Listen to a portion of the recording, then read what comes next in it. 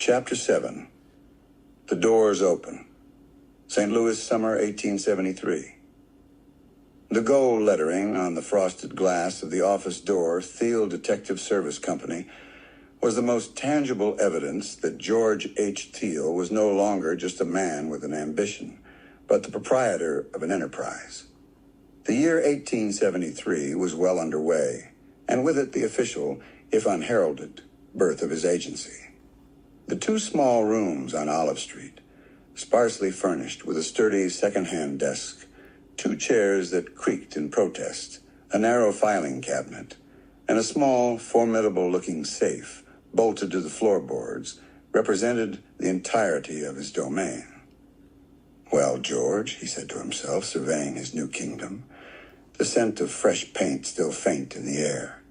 "Here we are, doors open, now for the clients."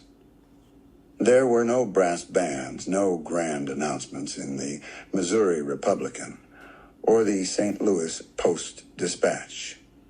The city, preoccupied with its own bustling commerce and the ever-present dramas of river and rail, took little notice of another small business shingle appearing in its teeming commercial district. "Just another hopeful, I suppose," a merchant next door might have remarked to his clerk, glancing at Thiel's newly painted sign. For George Thiel, this anonymity was, for now, preferable. Reputation, he knew, was built not on pronouncements, but on results, painstakingly achieved one case at a time. The initial days were a quiet testament to the audacity of his venture. The city's clamor, the rumble of drays, the cries of street vendors hawking everything from fresh oysters to patent elixirs, the distant whistle of locomotives, seemed to stop just outside his door, leaving an expectant silence within. He spent the time organizing his modest resources, drafting templates for case reports based on the Pinkerton system, but streamlined to his own specifications. "Less bureaucracy, more facts," he muttered, striking out a redundant section on a Pinkerton form he was using as a model. He renewed, through carefully worded letters or discreet personal calls, the few potential contacts he had cultivated. Mr. Abernathy, he'd written to a merchant he'd once briefly assisted during his Pinkerton days, "Should you ever require confidential inquiries or investigations conducted with utmost discretion, my new agency is at your service."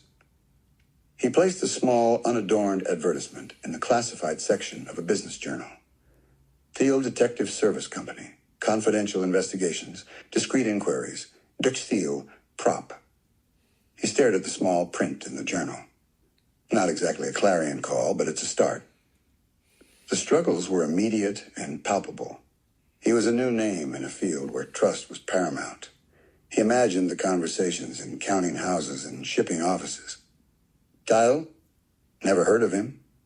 Why risk a sensitive matter with an unknown quantity?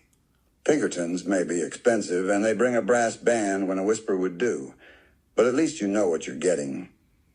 His capital was limited, every expenditure weighed. A new box of pens, a fresh ledger each, was a considered purchase. He was chief investigator, clerk, and custodian, all embodied in one determined man. The Pinkerton days, with their steady assignments and the vast resources of a national organization, seemed a distant, almost luxurious memory. "No turning back now, George," he'd tell himself, staring out the window at the bustling street. "The responsibility is all yours." The first inquiries were tentative, the cases small. A worried-looking German baker from the Soulard district, his brow furrowed like a plowed field, his apron dusted with flour, appeared at his door one morning. "Mr. Thiel?" the baker asked, clutching his hat in his hands. "I am Johann Schmidt. I have a problem. A small problem, perhaps, for a man like you, but big for me." "Please, Mr. Schmidt, come in. Tell me about it," George said, gesturing to one of the creaking chairs. The baker explained that his runaway apprentice had absconded with a week's takings, a paltry sum, $37, but significant to the baker. "He was a good boy, I thought." "Young Fritz." But the money, it's gone. And my wife, she cries. Thiel listened patiently, his questions precise. When did he leave? What did he take besides the money? Does he have family here, friends? George spent 2 days navigating the boarding houses and taverns of the working-class neighborhoods, his old skills of blending in, of asking indirect questions, serving him well. Seen a young lad, answers to Fritz, about so high, fair hair. He'd ask a bartender buying a nickel beer. Owes me a small debt. Nothing serious. He found the lad, not a hardened thief, but a foolish boy who'd lost the money in a back alley dice game, cowering in a stable loft, smelling of fear and cheap whiskey. Fritz, George said quietly, his voice firm but not unkind. Mr. Schmidt is very worried about you and about his $37. Thiel recovered half the sum, Fritz having gambled away the rest, and delivered the chastened, tearful apprentice back to his master. "Ah, Fritz, you foolish boy!" Schmidt exclaimed, relief and anger warring on his face. He turned to Thiel. "Thank you, Mr. Thiel. You have done me a great service." He pressed a $10 fee into George's hand. "It is not much, but it is what I can afford." "It's appreciated, Mr. Schmidt," George said. "Glad I could help." Another early case involved a small merchant on 4th Street, a Mr. Albright, who suspected an employee of systematically pilfering small items from his hardware store, nails, hinges, small tools. "It's not the value, Mr. Thiel," Albright had explained, his voice tight with frustration. "It's the dishonesty, right under my nose. I can't abide a thief in my own establishment." There were no dramatic confrontations, no daring captures. Instead, Thiel spent a week in painstaking, covert observation, long, tedious hours watching from the discreet vantage of a rented room across the street, meticulously logging the employee's comings and goings, his interactions, the subtle ways goods might be concealed. Subject arrived 7:58 a.m., spoke with drayman, placed small parcel in coat pocket before entering store, his notes read. He presented Albright not with accusations, but with a detailed report of patterns and opportunities, allowing the man to draw his own conclusions and take his own action. "Remarkable, Mr. Thiel," Albright said, studying the report. "The thoroughness, the discretion. I suspected young Peterson, but this is undeniable." The merchant paid his modest bill and, more importantly, mentioned his satisfaction to a colleague in the local business association. "If you ever have internal troubles, Henderson," Albright was later overheard saying, "there's a new fellow, Thiel. Very discreet, very effective." These were not the grand railroad cases he envisioned, nor the complex industrial intrigues he knew were unfolding across the nation. This was the bread-and-butter work of a fledgling detective. Minor larcenies, missing persons of no great import to anyone but their immediate families, the discreet untangling of small deceits. Yet George Thiel approached each with the same methodical rigor he would have applied to a Pinkerton assignment concerning national security. He understood that his reputation was being forged in these small, unremarkable crucibles. Every successfully closed file, every satisfied client, however minor, was a stone laid in the foundation of his agency. One brick at a time, he'd remind himself. He learned the rhythm of St. Louis, its particular currents of commerce and crime. He familiarized himself with the city's constabulary, making no grand overtures, but ensuring they knew of his legitimate, licensed operation. "Just letting you know I've opened an office, Captain," he'd say to a precinct commander. "Private inquiries always operate within the law."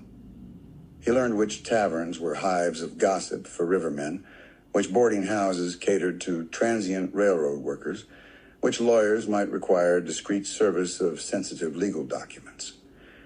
There were days when the silence in the office stretched long, when the only sound was the scratching of his own pen, as he reviewed his notes or drafted letters seeking business. Doubt, a rare visitor to his pragmatic mind, would occasionally whisper, "Have you been a fool, George? Leaving the certainty of Pinkertons for this gamble?" But then the door would open, the bell above it jangling, bringing a new face, a new problem, a new test.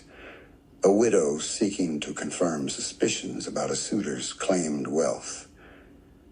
"He says he owns land in Texas, Mr. Thiel, but he's very vague about the details."